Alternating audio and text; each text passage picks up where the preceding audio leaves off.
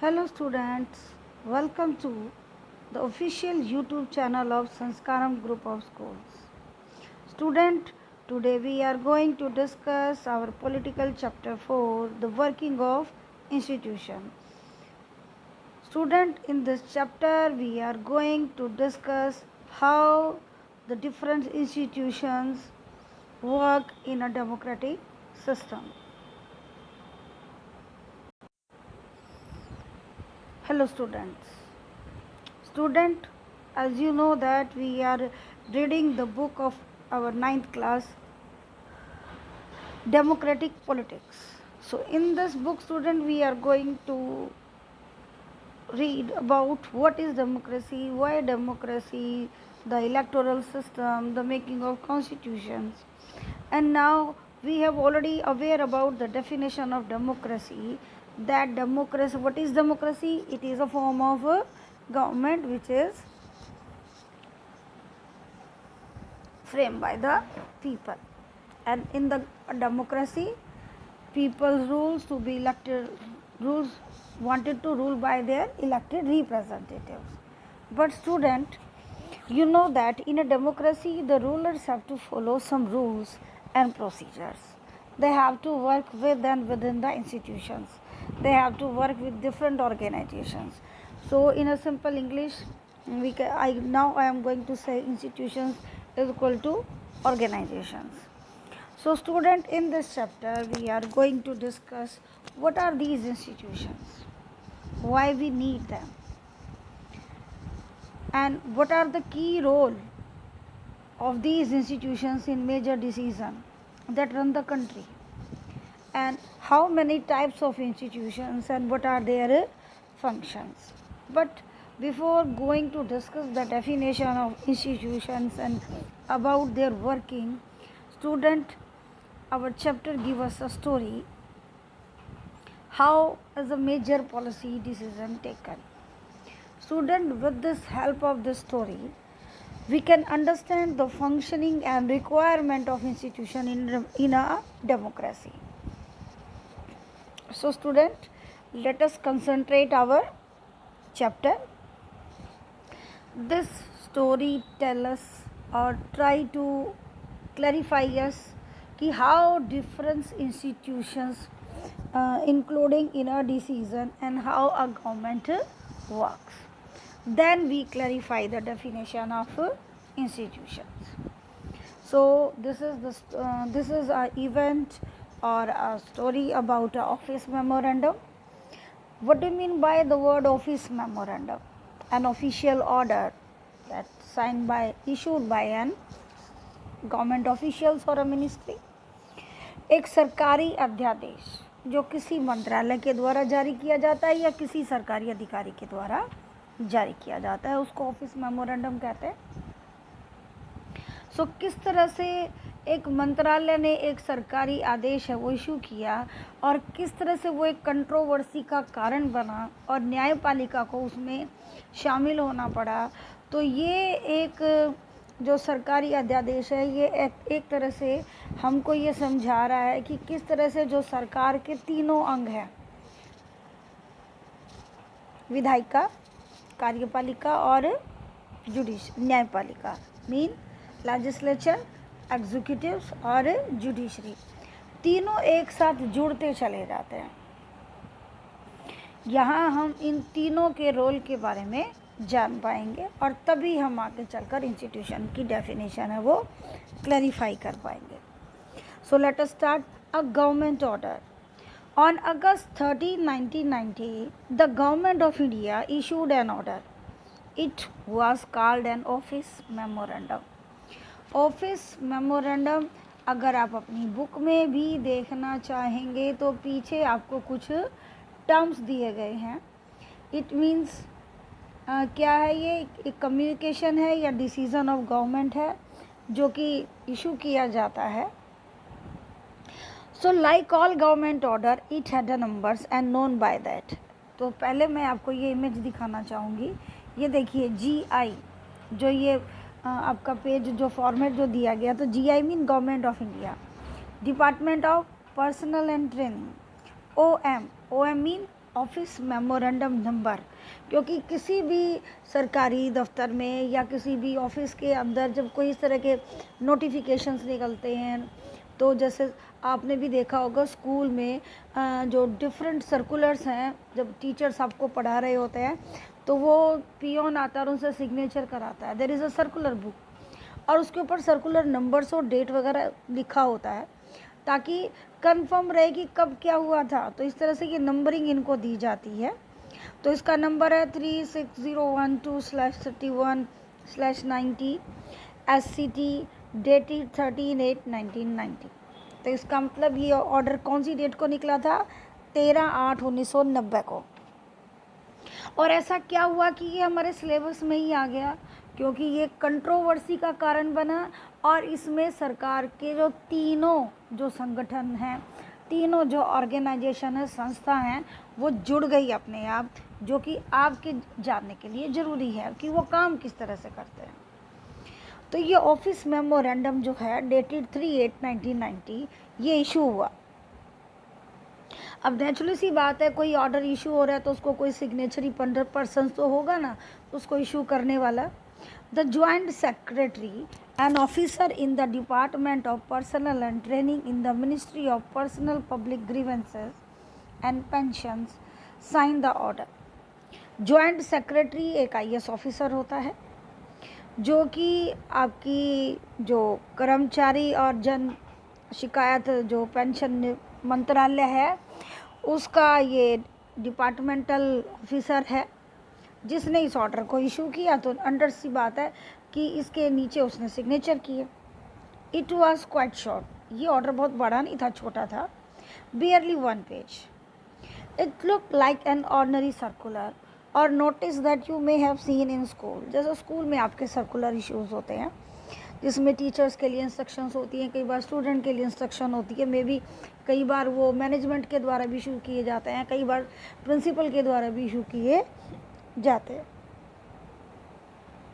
The government issues 100 of orders every day on different matters, but this was very important and become a source of controversy for several years. कई साल तक ये आलोचना का केंद्र बना रहा। इससे कई सारी समस्याएं उत्पन्न हुई, बाद में सुलझी भी। So let us see how the decision was taken and what happen later. हम देखते हैं कि ये निर्णय कैसे लिया गया और बाद में क्या हुआ। तो चलिए पहले ऑफिस मेमोरेंडम की इमेज को ही देखते हैं। ये देखिए, जैसे एक आपको स्कूल में नोटिस लिखना सिखाया जाता है, ऊपर हमने नंबरिंग दे दी, डिपार्टमेंट दे दिया, नीचे हमने क्या दिया? Subject. What is the subject? 27% reservation for socially and educationally backward classes in civil post और सर्विसेज। 27% आरक्षण होगा सामाजिक और शैक्षिक पिछड़े वर्ग के लोगों के लिए, जितनी भी हमारी सरकारी नौकरियां हैं या सेवाएं हैं उनके अंदर। ये देखिए पर्पल कलर से इसको शेड भी किया हुआ है कि दिस इज़ द SCBC। ये एक नया वर्ग हमारी तब की जो सरकार थी जनता दल की, उसके द्वारा ये उन्होंने मान्यता दी थी इसको। तो ये गवर्नमेंट ऑर्डर देखो आपको पूरा नहीं दिया हुआ है, केवल इसकी इन्फॉर्मेशन आपको दी गई है। उसके बाद देखते हैं इसका रिमेनिंग पार्ट, देखिए। ठीक है, अब समस्या कहाँ से शुरू हुई? चलिए शुरू करते हैं। क्या कहता है ये ऑर्डर कि 27% रिजर्वेशन क्या है, पहले इसके बारे में बात करते हैं। This order announced a major policy decision कि ये जो 27% रिजर्वेशन था SCBC के लिए 1990 में, ये तब की जनता दल की सरकार ने इशू किया था। ठीक है, और चाहती क्या थी सरकार? सरकार चाहती थी कि हमारी SC ST के अलावा जो रिजर्वेशन है, कुछ जो शैक्षिक और आपके जो सामाजिक पिछड़े हुए वर्ग हैं उनको ढूंढा गया और उनके लिए 27% ये रिजर्वेशन दे दिया गया सिविल पोस्ट में, सर्विसेज में गवर्नमेंट ऑफ इंडिया की। It said that 27% of vacancies in civil posts and services under the government of India are reserved for the socially and educationally backward classes. SEBC is another name for all those people who belong to the caste that are considered backward by the government. सरकार ने इनको पिछड़ा घोषित कर दिया गया क्योंकि ये गरीब तबके के लोग हैं और इनको भी इक्वलिटी के साथ में ऊपर लेके आना है. The benefit of job reservation was still then available only to the scheduled caste and scheduled tribe. क्योंकि मैंने अभी आपको बताया कि पहले 22% इन लोगों को मिलता था, 27 इनको हो गया, ओवरऑल कितना हो गया 49%. एक SC कैटेगरी और एक SC.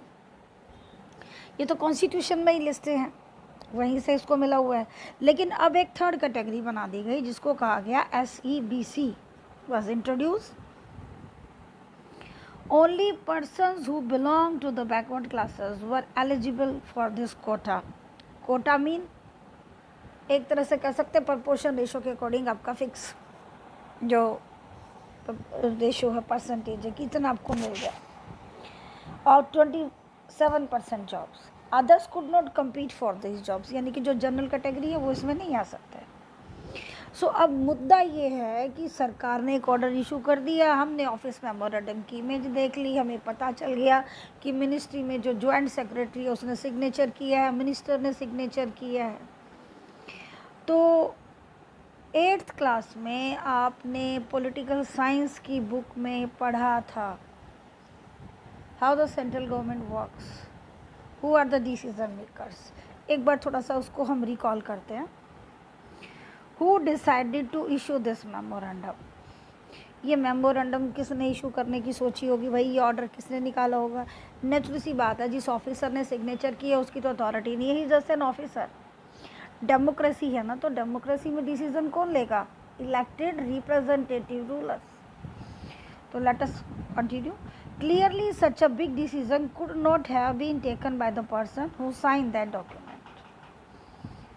The officer was merely implementing the institution given by the Minister of Personnel, Public Grievances and Pensions, of which the department was a part. तो क्लियरली हमको दिखता है कि वो ऑफिसर जिसने ये सिग्नेचर किया है उसने तो इस ऑर्डर को इम्प्लीमेंट किया है, जो कि उस मंत्रालय का एक डिपार्टमेंट है.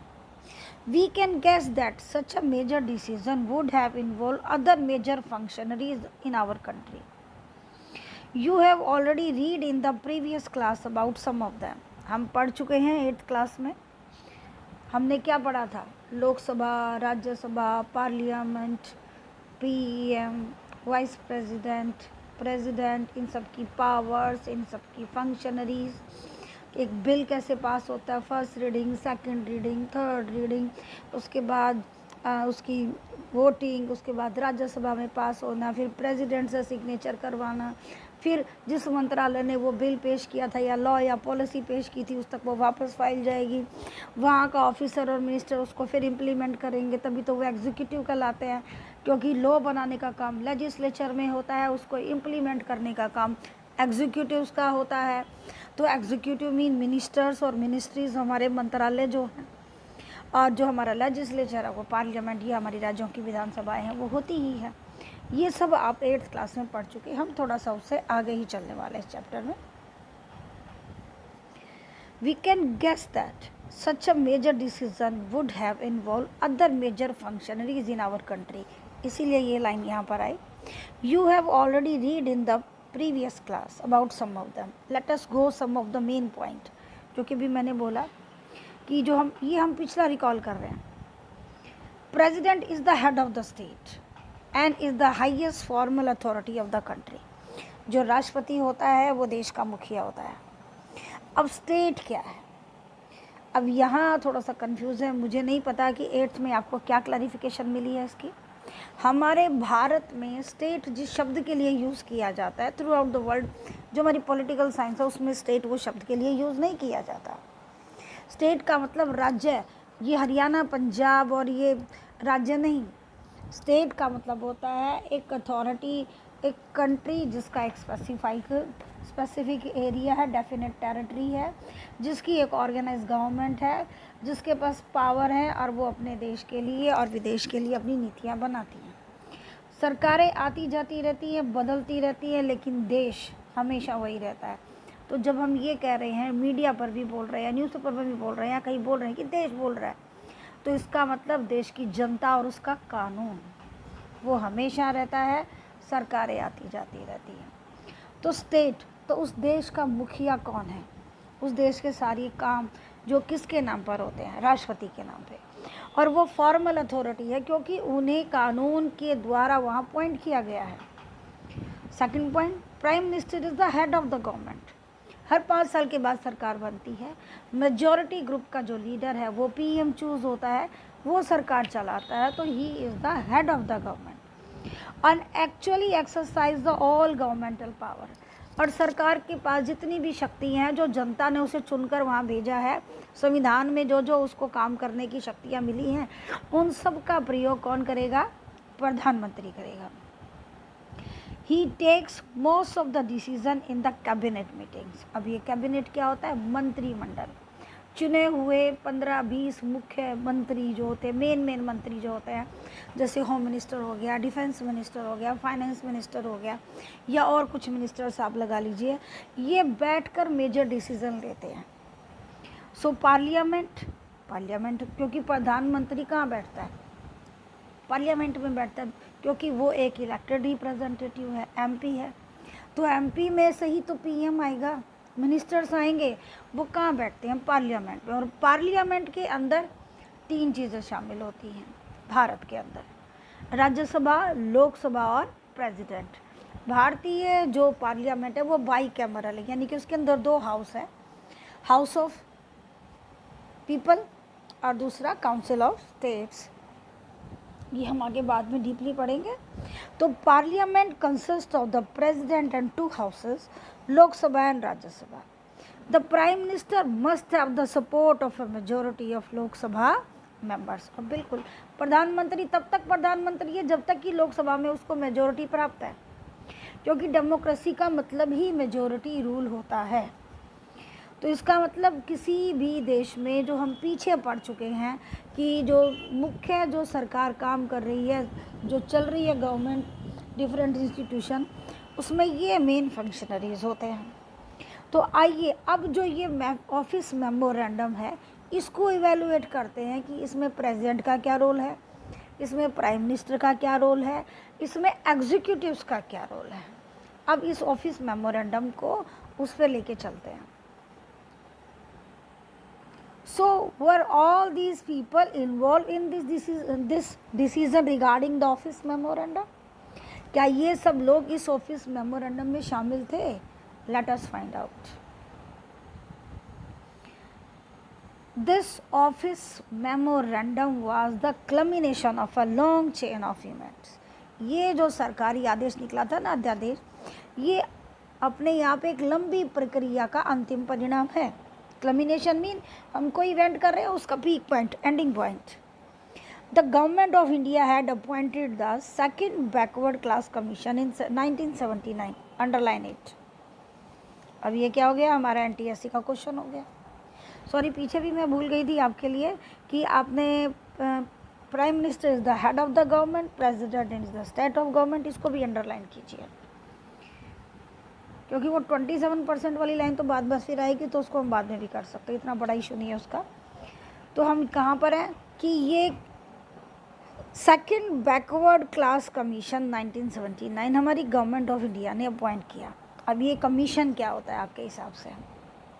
जस्ट लाइक अ कमेटी, जो पार्लियामेंट कोई कमेटी बना दे और उसमें किसी एक्स मिनिस्टर्स को, एक्स गवर्नर को, एक्स चीफ जस्टिस को हेड बनाकर अगर उन्हें कोई इन्फॉर्मेशन चाहिए होती है तो वो कमेटी बनाकर उसके थ्रू वो इन्फॉर्मेशन लेते हैं और सजेशंस लेते हैं। ये हमारी सरकार को राइट है।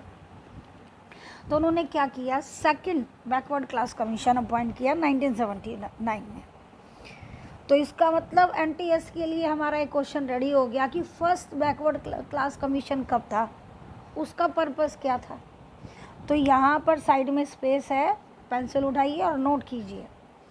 First backward class commission appoint हुआ था, बहुत धीरे बोल रही हूँ मैं, 29 जनवरी 1953, 29 जनवरी 1953 अंडर काका कलेलकर, काका CKA काका KALEL, कलेल, KER कलेलकर।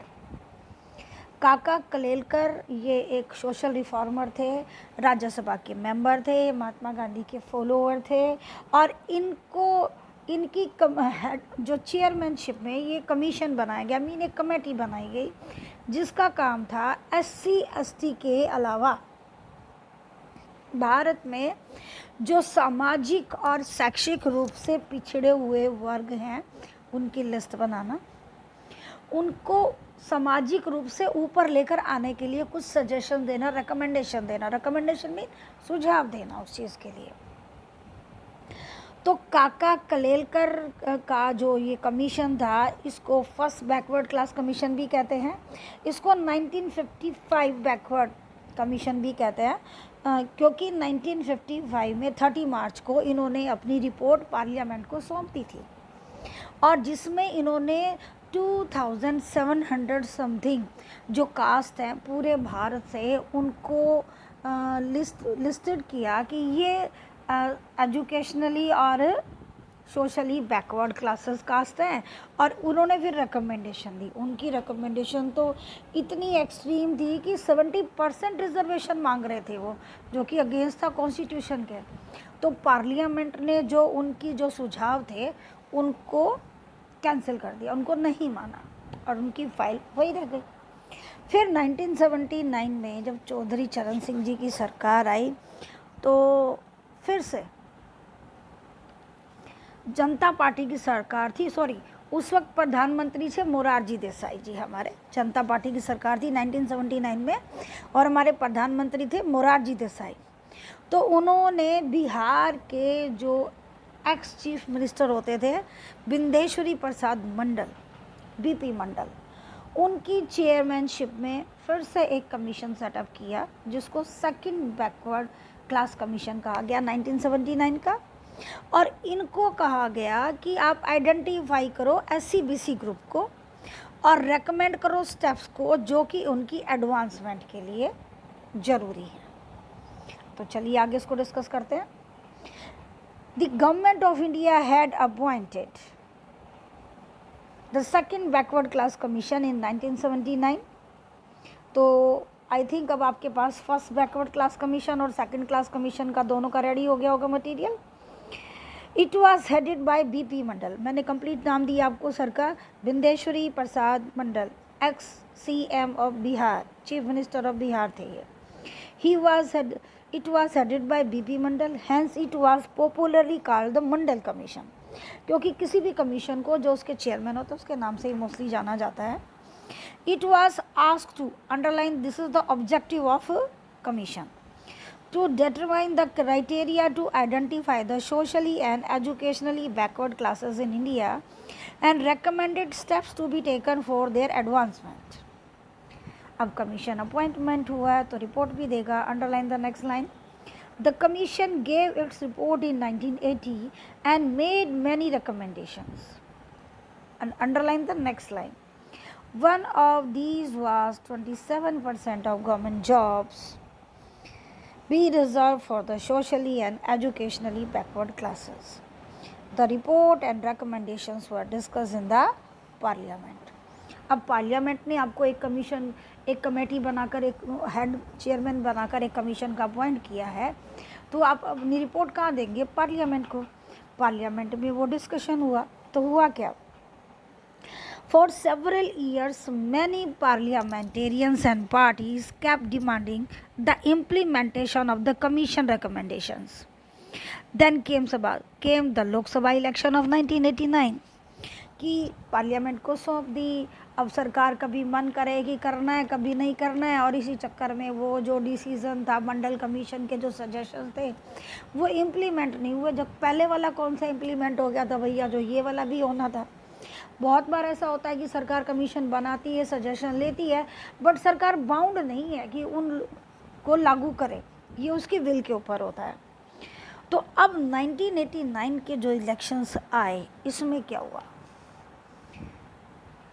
जनता दल, एक कोलिएशन जो हमारी बनी थी कांग्रेस के खिलाफ इलेक्शंस में, तो जनता दल ने क्या किया, जो उस वक्त ग्रुप था उसने अपने मैनिफेस्टो में ले लिया ये क्या चीज़, in its election manifesto the Janata Dal promise that if voted to power, यदि उन्हें जीत के लिए वोट मिलेंगे, if they get the majority, if they will get the majority, it would implement the Mandal commission report. बिल्कुल उन्होंने कहा कि यदि हम चुनाव जीत जाते हैं तो हम मंडल कमीशन की रिपोर्ट को जारी कर देंगे, अप्लाई कर देंगे।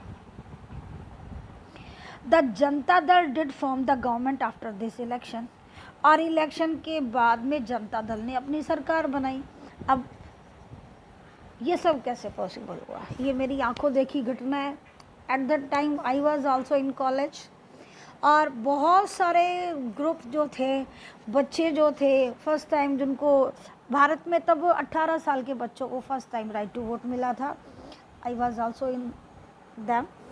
और हम लोग जनरल कैटेगरी में आते थे, और मुझे अच्छी तरह से याद है कॉलेज के बहुत सारे बॉयज़ और गर्ल्स बड़े ज़ोर ज़ोर से चिल्लाते थे कि हम जनता दल को वोट देंगे, हमारी कास्ट उसके अंदर रिजर्वेशन में आई हुई है, फिर हमें SC ST की तरह रिजर्वेशन मिलेगा, mean there is a surety that they will get the government job.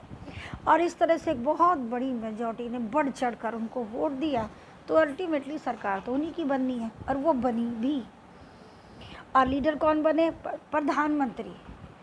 It's leader VP Singh, Vishwanath Pratap Singh प्रधानमंत्री बने, become the prime minister. Several development took place after that, और उसके बाद कुछ बदलाव हुए।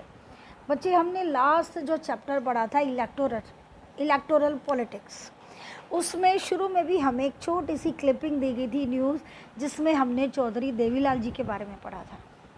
तो मैं उन्हीं को यहाँ से फिर से आपको याद दिलाना चाहूँगी कि जब मिस्टर विश्वनाथ प्रताप सिंह प्रधानमंत्री बने थे, तो उस वक्त रिकमेंडेशन ये आई थी कि चौधरी देवीलाल को भारत का प्रधानमंत्री बनाया जाए, लेकिन उन्होंने कहा कि मैं किंग बनने की बजाय किंग मेकर बनना पसंद करूँगा, और भारत के उप प्रधानमंत्री चौधरी देवीलाल जी को बनाया गया, और उन्हें इसीलिए किंग मेकर कहा जाता है, क्योंकि विश्वनाथ जो हमारा प्रधानमंत्री होते हैं वो हमारे देश के किंग ही होते हैं, एक तरह से रूलर है, वो मेन हेड होते हैं of the government.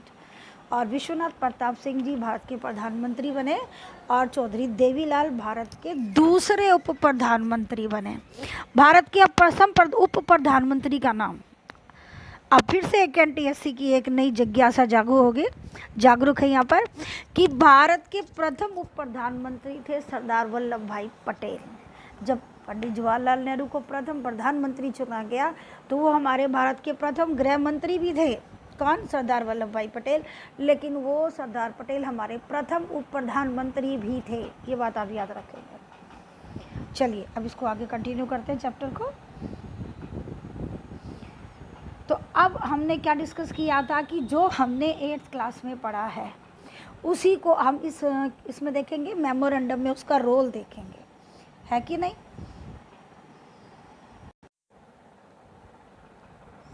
The President of India, in his address to the Parliament, announced the intention of the government to implement the recommendations of the Mandal Commission। क्योंकि देखो आपने लास्ट ईयर भी पढ़ा कि जब भी, और हमने इलेक्टोरल पॉलिटिक्स में भी पढ़ा कि जब कोई इलेक्शन होता है, सरकार चुनी जाती है और पार्लियामेंट का नया सेशन होता है, तो राष्ट्रपति के अभिभाषण से ही वो आरंभ होता है।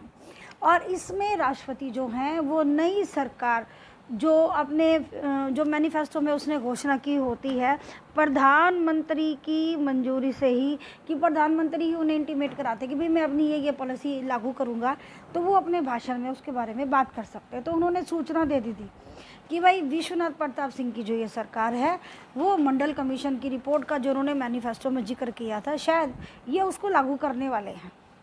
So on 6 August 1990, the Union Cabinet took a formal decision to implement the recommendations। तो 6 अगस्त 1990 को जो हमारी केंद्रीय सरकार की जो मंत्रिमंडल है उसने एक अपना औपचारिक जो है, यानी कि औपचारिक का मतलब सिस्टम के अकॉर्डिंग रूल्स एंड रेगुलेशन से जिस तरह से वो डिसीज़न कोई भी लिया जाता है, उसको उस रिकमेंडेशन को इम्प्लीमेंट करने का डिसीज़न ले लिया।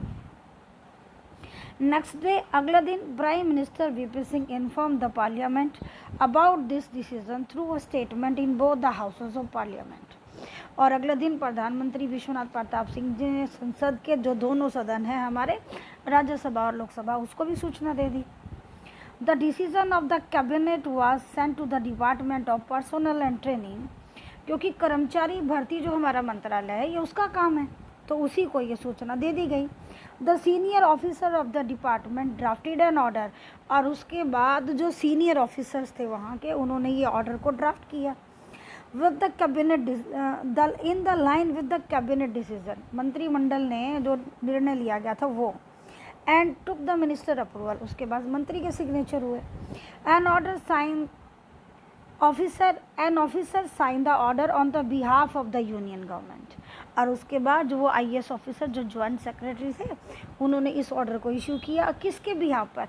भारत केंद्रीय जो सरकार है भारत की, उसके बिहाफ पर। This was how OM number 36012/31/90 was born on 13 August 1990। Underline करो कि मंडल कमीशन की जो रिपोर्ट थी वो ऑफिस मेमोरेंडम किस डेट को आया था? 13 अगस्त 1990 को। पर हुआ क्या? For the next few months this was the most hotly debated issue in the country. और उसके बाद जैसे ही ऑर्डर इशू हुआ, ये देश का सबसे कंट्रोवर्शियल है ना ये इशू बन गया। Newspapers, magazines were full of different views and opinion on this issue. कोई इसके समर्थन में बोल रहा है, कोई इसके विरोध में बोल रहा है, बस चारों तरफ से इसी की बातें हो रही है। जिस तरह से आज हमारे देश में सिर्फ दो ही बातें होती है, या चाइना की बात होती है या कोरोना की बात होती है, इस तरह से। It led to wide spread protest and counter protest. और इससे क्या हुआ? कुछ इसके विरोध में है, कुछ है, सम ऑफ विच वर वायलेंट, और कुछ तो इतने जो इसके विरोध में जो लोग थे वो जनसंघर्ष पर उतर आए, और कुछ में तो हिंसा का भी यूज़ हुआ। यहाँ मैं आपको बताना चाहूँगी, ढेर सारी यूनिवर्सिटीज़ के लाखों स्टूडेंट हैं वो स्कूल कॉलेजेस छोड़कर आ गए बाहर ऑन द रोड, और जुलूस और मुर्दाबाद और ये सब शुरू हो गया। और देश के कई राज्यों में कई यूनिवर्सिटी के स्टूडेंट ने इन जुलूस के अंदर अपने आप को ज़िंदा भी जला लिया। कई यूनिवर्सिटीज़ में ऐसा हुआ, और ये अपने आप में बहुत बड़ा इशू बन गया कि लोगों ने इसको ये ले लिया कि 27% यानी कि अप्रॉक्सीमेटली 50% तो रिजर्वेशन चला गया, तो जनरल कैटेगरी के लिए 50% बच गया, और इसका हक चला गया, ये हो गया वो हो गया। लेकिन बच्चे, आपके लिए जानकारी के लिए थोड़ा सा मैं देना चाहूँगी कि 22% जो रिजर्वेशन दिया गया है वो गलत नहीं है SC/ST के लिए। SC/ST भारत की टोटल आबादी का 22% है। उनकी जो पॉपुलेशन का जो प्रपोर्शन है उसके अकॉर्डिंग ही उनको रिजर्वेशन दिया है, तो उन्होंने किसी का हक नहीं मारा है। ऐसे ही जो ये सोशल इकोनॉमिकल बैकवर्ड क्लासेस हैं, ये टोटल सोसाइटी का 27% बनते हैं, तो इनके प्रपोर्शन के अकॉर्डिंग इनको उनका दे दिया गया। तो इसका मतलब जनरल कैटेगरी का अगर कोई ये कहता है कि भाई मेरा हक उनको दे दिया, तो दैट वाज एथिकली रॉन्ग। जो पॉपुलेशन जिस रेशो में उसके अकॉर्डिंग उसको दिया गया, तो सबको नहीं दिया गया ना, क्योंकि बाकी लोग तो मतलब कि हम ये कह सकते हैं कि yes they are well to do, they can do, but ये बहुत ही वीकर सेक्शंस को इसमें इंक्लूड किया गया। तो क्लास में आप लोग भी बहस करते हैं कि मैडम रिजर्वेशन गलत है, ये है वो है, तो it is let it upon two the government, system पे छोड़ देते हैं ये कि अच्छा है या गलत है। हमारा मेन काम है केवल इस मेमोरेंडम के बारे में पढ़ना, और इससे जो प्रॉब्लम जनरेट हुई उसका सॉल्यूशन क्या हुआ। Okay, people reacted strongly because this decision affected thousands of job opportunities. Some felt that existence of inequalities among people of different castes in India necessitated for job reservation। कुछ को लगता था कि जो ये असमानता है ना भारत में डिफरेंट जातियों की, इसलिए रिजर्वेशन होना चाहिए। कुछ को लगता था नहीं होना चाहिए। क्यों? They felt this would give a fair opportunity to those communities who so far had not adequately been represented in government employment. अब जो समर्थन कर रहे हैं उनकी ये बात भी जायज़ थी कि सदियों से जो गरीब लोग हैं उनको भारत में दबाया गया है, सताया गया है, और यदि आज समानता का अधिकार है तो उनको समान रूप से ऊपर लाने के लिए, समान अवसर को देने के लिए उन्हें कुछ विशेष अधिकार तो देने पड़ेंगे ताकि उस समुदाय का भी अपलिफ्टमेंट हो। अदर फेल्ट दैट, दूसरों का क्या मानना था, दिस वॉज अनफेयर, ये गलत है, अन्याय है, as it would deny equality of opportunity to those who did not belong to the backward communities। जो backward communities से नहीं है, अगर poor भी हैं तो ये उनके साथ अन्याय है। they would be denied job even though they could be more qualified, more qualified होने के बावजूद भी उनको जॉब नहीं मिलती। some felt that this would perpetuate caste feeling among people and hamper national unity। कुछ को लगा कि इस तरह से अगर जातिगत आरक्षण देने लगे तो लोग फिर से जातियों के प्रति अवेयरनेस हो जाएगी और देश की एकता तो कभी हो ही नहीं पाएगी। So in this chapter we won't discuss whether the decision was good or not, जो कि मैं आपसे पहले डिस्कस कर चुकी कि इस चैप्टर में हमारा मेन मुद्दा ये नहीं है कि ये डिसीजन क्या था, अच्छा था, बुरा था, सरकार ने क्या किया था। We only take the example to understand how major decisions are taken and implemented in the country। तो हमने ये कि देश के अंदर प्रमुख निर्णय कैसे लिए जाते हैं और उनको कैसे लागू किया जाता है। तो हमने क्या देखा कि सरकार, इलेक्शन हुआ, सरकार बनी, मैनिफेस्टो में उसने डिक्लेयर किया था, बाद में उसने डिसीज़न लिया, कैबिनेट ने डिसीज़न लिया, पार्लियामेंट को इन्वॉल्व कर लिया, डिसीज़न ले लिया, तो इसका मतलब पार्लियामेंट इन्वॉल्व हो गई, जो आपकी एग्जीक्यूटिव इन्वॉल्व हो गई, मंत्रिमंडल भी हो गए। अब डिस्प्यूट हो गया तो अब कहीं ना कहीं किसका रोल आ रहा है, जुडिशरी का रोल आ रहा है, न्यायपालिका का। हु रिजॉल्व दिस डिस्प्यूट, इस समस्या का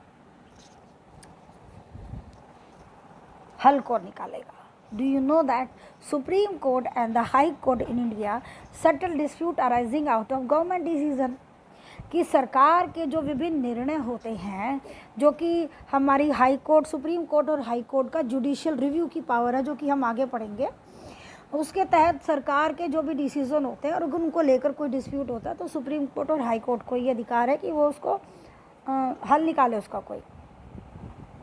Some persons and associations opposed to this order filed a number of cases in the courts।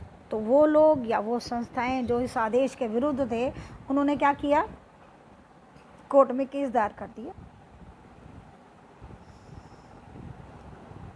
वो क्या चाहते थे, they appealed, underline this, they appealed to the court to declare the order invalid and stop its implementation. वो चाहते थे, उन्होंने appeal की थी कि ये ऑर्डर को इनवैलिड यानी कि गैर कानूनी करार दे दिया जाए और इसको रोक दिया जाए। The supreme court of India bunched all these cases together, क्योंकि एक ही मुद्दे को लेकर हाई कोर्ट और सुप्रीम कोर्ट में केसेस थे, तो सरकार ने क्या किया, इन सारे केसेस को एक साथ इकट्ठा कर दिया। और इस केस को किस नाम से जाना गया, underline this name, this case was known as the Indira Sahni and the others versus Union of India case. Indira Sahni को प्रमुख रखा गया और अदर्स को उसके साथ जोड़ दिया गया और केंद्रीय सरकार उसके पक्ष में आ गई। तो 11 जजेस of supreme court heard argument of both sides. अब आपको हैरानी होगी कि 11 जजेस एक साथ सुनवाई कर रहे हैं। तो यहाँ मैं आपको बताना चाहूँगी कि जब भी कोई विवादित मुद्दा होता है जिसमें लगता है कि एक सिंगल जज का जो फैसला है वो जनता के साथ में या सामने वाले के साथ में कहीं लोगों को लगे कि बायस हो रहा है, तो सुप्रीम कोर्ट और हाई कोर्ट में दो से ज़्यादा जजेस को अपॉइंट कर दिया जाता है उस केस की सुनवाई के लिए, और उसको कहा जाता है बेंच। क्या कहा जाता है, बेंच। अब वो कोर्ट तो है, कोर्ट के अंदर न्यायाधीश तो एक ही होता है, लेकिन उस मामले में 2 से ज़्यादा न्यायाधीश होते हैं। तो यहाँ देखिए 11 चीफ जस्टिस सुप्रीम कोर्ट के वो बेंच सुनवाई कर रही है उस केस की। ये ऑड नंबर क्यों रखा गया, क्योंकि जब इस तरह से कोई केस होता है तो उसमें क्या होता है, जो हमारे जस्टिस होते हैं वो अपना फैसला एक बंद लिफाफे में सुनाते हैं जो बाद में खोला जाता है और मेजॉरिटी डिसीजन को माना जाता है। ठीक है, तो 11 जस्टिस रखे गए, 11 जजेस की ये बेंच बनाई गई जिसने ये केस दोनों तरफ के आर्ग्यूमेंट सुने। by a majority, the Supreme Court judges in 1992 declared that this order of the government in India was valid. और मेजॉरिटी जजेस की मेजॉरिटी से ये डिसीज़न निकल के आया कि भारत सरकार ने जो ये फैसला लिया है वो वैलिड है, यानी कि कानूनी है, क्योंकि वो कानून की प्रक्रिया के अंदर लिया गया था, तो आप उसको इनवैलिड तो डिक्लेयर नहीं कर सकते। And at the same time, लेकिन उसके साथ ही साथ, क्योंकि पूरे कंट्री में कंट्रोवर्सी हो रही थी, the supreme Court asked the government to modify it's.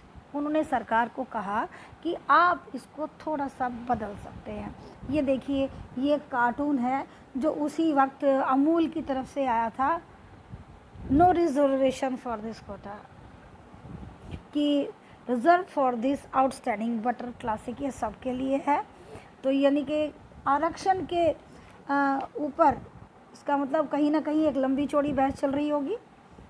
तो अब क्या आया, ओरिजिनल ऑर्डर, कि सरकार को क्या कहा गया कि आपका जो ये ओरिजिनल ऑर्डर है ज़रा इसको थोड़ा सा चेंज कीजिए, ताकि, क्योंकि डेमोक्रेसी है ना, हमें लोगों को संतुष्ट भी तो करना है। तो देश में इतना सारा उसके विरुद्ध में आ रहा है, तो सुप्रीम कोर्ट ने केवल उनसे कहा था ये इफ़ यू कैन डू, तो it said that well to do persons among the backward classes should be excluded from getting the benefit of reservation।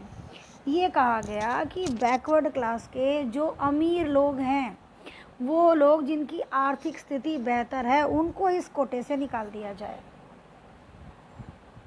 क्योंकि किसी के फादर डीसी हैं, किसी के फादर एसपी है, वो बैकवर्ड क्लास से हैं, वो तो वेल टू डू सेक्शन से है, नेचुरल सी बात है, उसको तो कोटे का बेनिफिट मिलेगा, लेकिन एक्चुअल मिलना चाहिए गरीब को ही ना।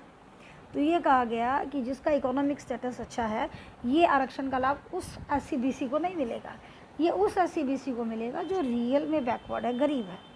उसके अंदर एक इकोनॉमिक टर्म डाल दी गई, उसको लाभ मिलेगा, बेनिफिट ऑफ रिजर्वेशन मिलेगा। According to the department of personnel and training issued another office memorandum. उसके बाद हमारे जो कर्मचारी और प्रशिक्षण जो मंत्रालय है, उसने क्या किया, एक दूसरा ऑफिस मेमोरेंडम निकाला। अंडरलाइन दिस डेट, 8 सितंबर 1993। The dispute then came to an end, और उसके बाद ये डिस्प्यूट ख़त्म हो गया। And the policy has been followed since then, और उसके बाद ये चलती आ रही है, किसी को कोई प्रॉब्लम नहीं है। तो इसका मतलब हमने क्या देखा, प्राइम मिनिस्टर का रोल, प्रेसिडेंट का रोल, पार्लियामेंट का रोल, एग्जीक्यूटिव यानी कि मंत्रिमंडल का रोल, और उसके बाद हम जुडिशरी का रोल। तो इसका मतलब सरकार के जो निर्णय होते हैं उसके अंदर कई सारी संस्थाओं को अपना रोल प्ले करना पड़ता है। तो सरकार को डे टू डे वर्क करने के लिए अलग अलग संस्थाओं की ज़रूरत है एक लोकतंत्र के अंदर, और यहीं से ज़रूरत पड़ती है नीड फॉर पॉलिटिकल इंस्टीट्यूशंस, जो कि हम किस में करेंगे, अपने पार्ट 2 के अंदर। आपके लिए ये मैं छोड़ रही हूँ चेक योर प्रोग्रेस, जो कि हम क्लास में डिस्कस करेंगे।